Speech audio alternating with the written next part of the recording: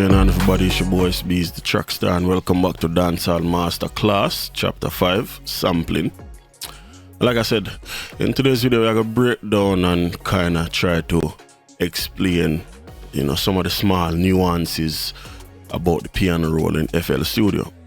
So, not to discourage anybody, because like I said, we have access to the ghost notes in FL Studio, so that's one advantage that we may have over, another DAW. So you need to take full advantage of that. There's no need for you to sit here and overwork yourself when you have things that you can take advantage of. So let's get started. So if we were in here now and we're using C minor as the progression, and we wanted to create, like let's say a dark progression.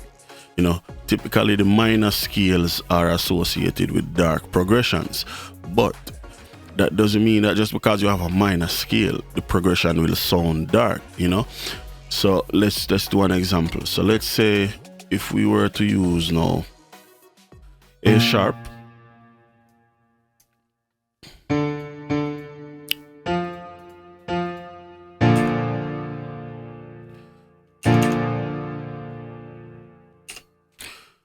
or let's use G sharp. Actually, let's use G.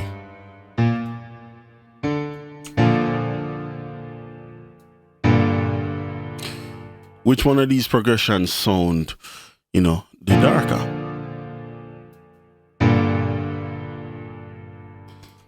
Let's continue on. Let's use F.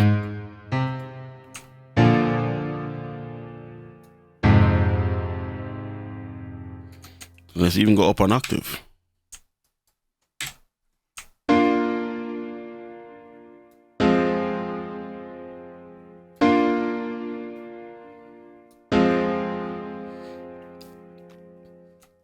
Cool. Now, most people might say the F or the G sounds darker than the A, but it won't be because we're in a minor scale. It will more than likely be because we are playing minor chords versus major chords.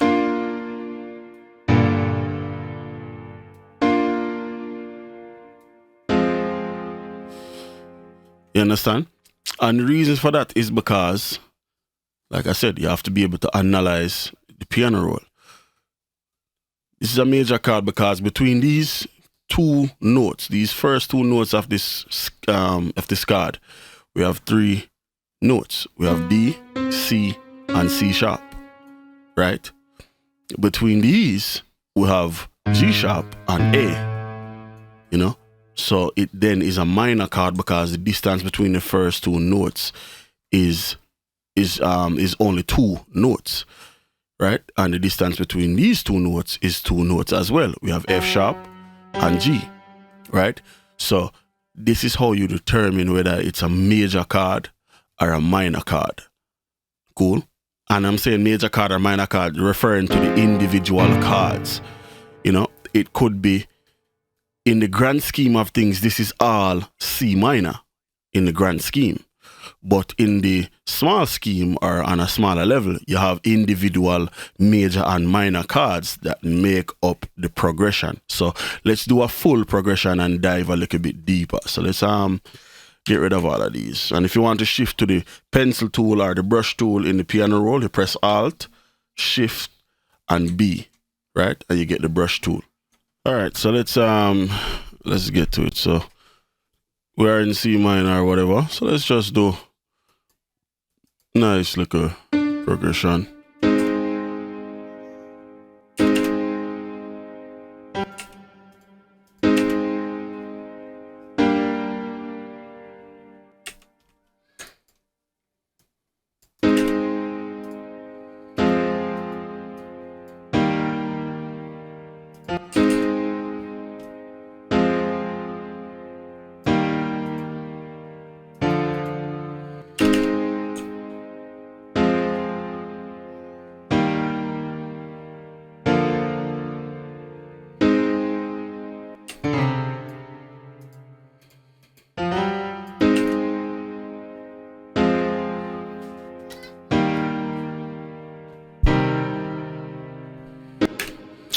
All right, cool. So if you remember earlier in the series, I showed how to, add realism and all of that type of stuff to your chord progression. So simply press Alt and R, and we're going to manipulate the velocity, and add a little bit of feeling to our track. So you press Alt and R, you do that.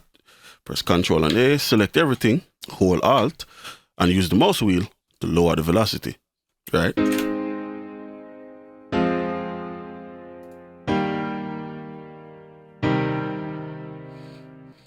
Cool. So let's break this apart.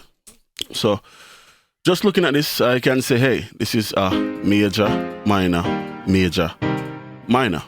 You know what I mean? So this is a major chord, minor chord, major chord, minor chord.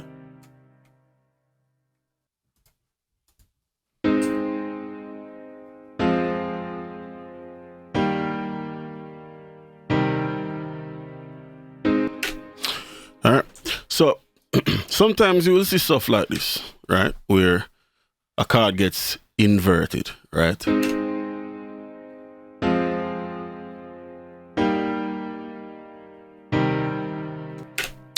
And it's playing, and then, naturally you would say, hey, this is a minor chord. It's not. It's just an inverted major.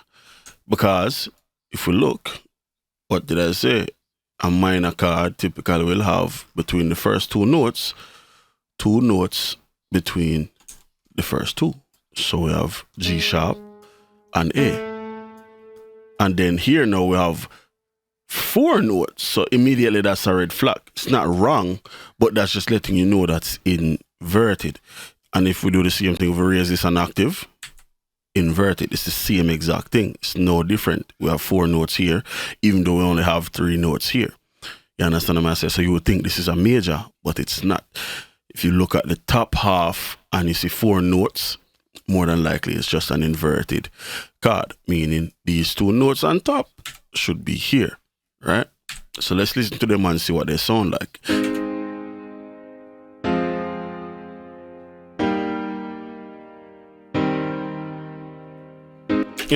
Doesn't sound wrong, but it just doesn't sound as good as when they're in the correct spot. And sometimes you'll find that you'll get chords that sound great with inversions, and sometimes you won't, so don't get discouraged. It's not a thing that it has to sound good. You understand what I'm saying? So definitely don't get discouraged about that. Cool. So let's add some root notes to this, and simply all we need to do is copy all of these notes, Control C, Control V, Control down, Shift and the back arrow to move it back. Just like that, we have root notes.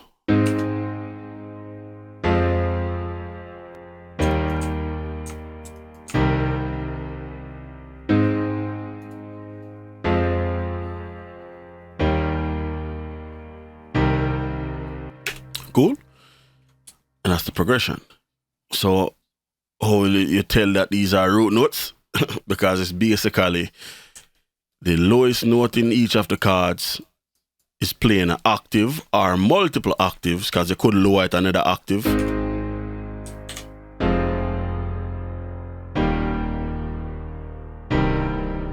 You understand? It's playing an octave or multiple octaves lower. That's how you say, hey, that's the root note. But even without this, they are still root notes because they are the lowest notes in the chords, regardless of what position they may have, or not position, regardless of how many times they are. So regardless of how many copies of, G we have, it's still the root note, whichever is the lowest in the chord. So we have 4 notes in the chord. So whichever is the lowest note, that's the root note of the chord. You understand what I'm saying? So just something to keep in mind as far as,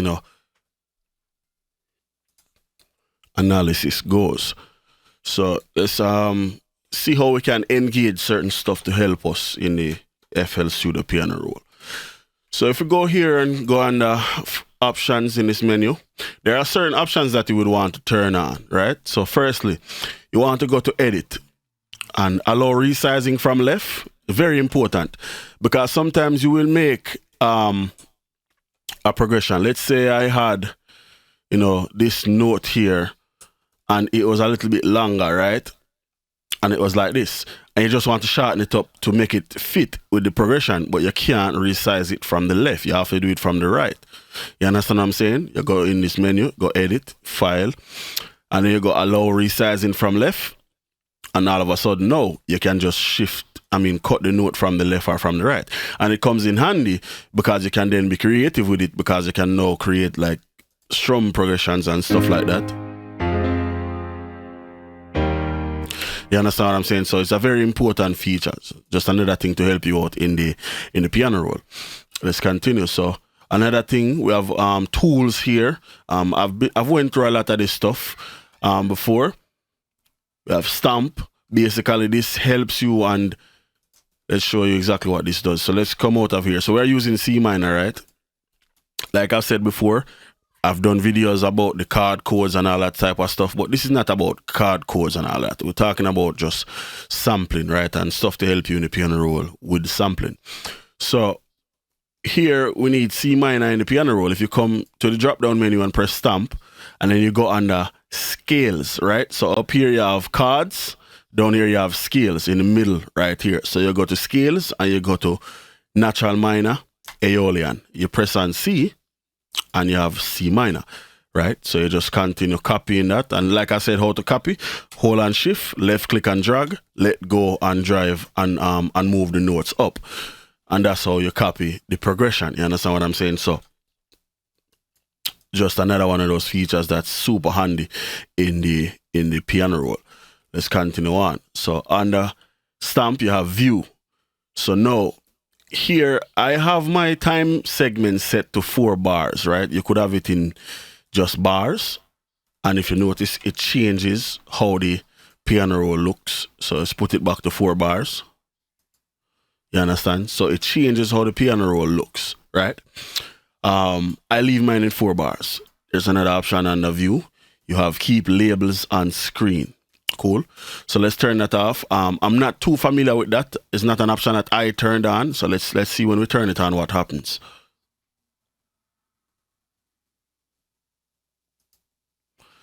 Yeah, I am not seeing anything changing.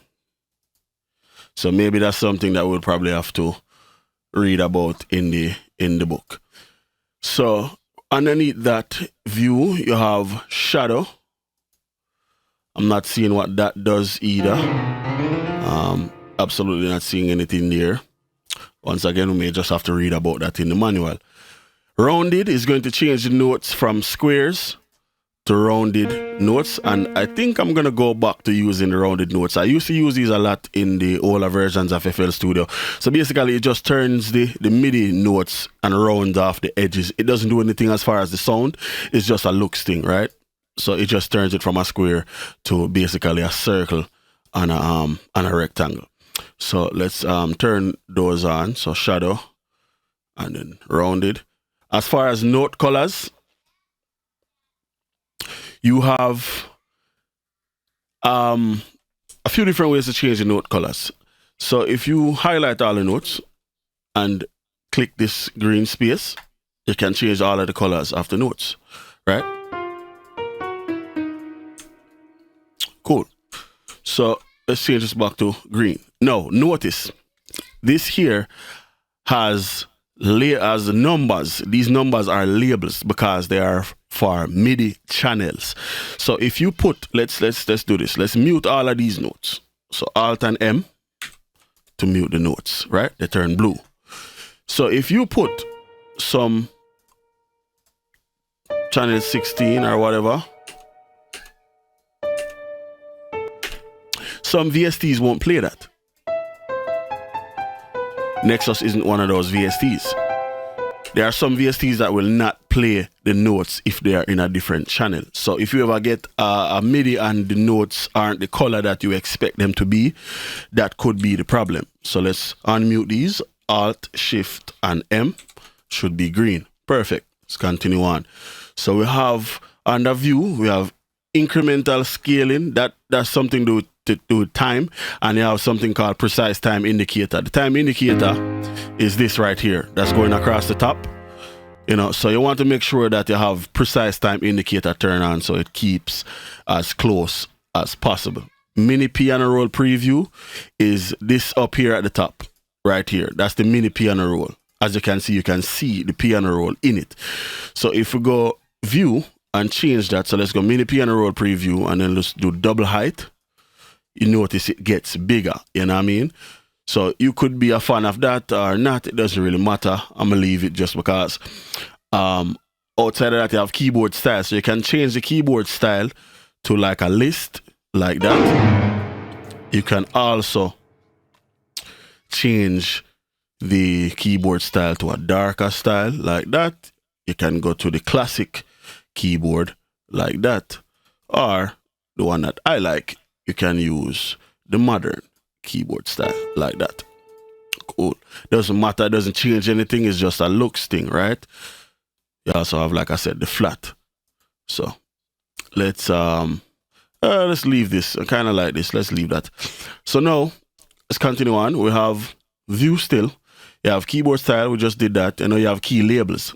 So you notice how all of my keys have the labels of the keys. So E3, F3, G3, A3, B3, C4, and all that. You can also now just label root notes. You know what I mean? Or you can only label highlighted notes. So these are notes that are basically being played, right? And then you can also just label all the notes. I just like to do all notes, and that's fine. And then if you notice here, there's a sub option that says white notes only. Let's turn that off, because as you see, the black notes aren't labeled. So just turn that off. Now all of our notes are labeled properly. So under view, as we are done with that menu, we go to help us. This is where you have the scale highlighting and the ghost notes, of course. So you have the ghost notes channel. If you press Alt and V, you can turn that on. If you press that now, all of the grayed out notes will disappear. Cool. So we like to keep that on. Press Alt and V. You also have an option that's called editable ghost that lets you now change the position of the ghost notes in the background if you wanted to just make a quick fix to anything. I typically leave that off because mistakes can be easily made using something like that. So I leave that off. So let's turn that off, and that's Control Alt and V to turn that off. Also, under helpers, we have scale highlighting, and as you can see, it's set to black notes, but we will change this to automatic. So basically what that does is it will automatically highlight the scale determined by the progression. So this progression right here, all of these notes that I'm playing, FL Studio will automatically find a scale that has all of those notes, and it will highlight the entire piano roll using dark and using light gray and dark gray to depict what notes can be played in conjunction with the notes already selected. Basically, it's telling you, hey, this is what scale we think this is. And also, just to give an idea of what FL Studio thinks, sometimes I'll be working and I'll come into here, and if I need to know what scale I'm working in, I'll just move my mouse around and look at the top left, and it will typically have the scale labeled right there. Sometimes it's not always there, but sometimes it will be up there. So let's continue on. We have under helpers once again, or not helpers, under helpers once again, we have like I said, scale highlighting. So I typically go with just the black notes, but I'll do default and just let it do what it does. It doesn't have to, highlight the scales for me. I don't really need it to. It's perfectly fine. Automatic or not, like I said, it doesn't matter. So those are the important tools about the piano roll, all of the important stuff that we need, that we will use, that will directly affect stuff that we are doing. The other options are just basically stuff that can be adjusted from right here, like using the magnet and all of that type of stuff. So hopefully, I know this video is a little bit longer, hopefully I kind of covered enough so that when we start recreating more progressions, it's not confusing to anyone and everything makes sense, you understand? So until next time, it's your boy Itz-Beez-Da, TrackStar. Peace.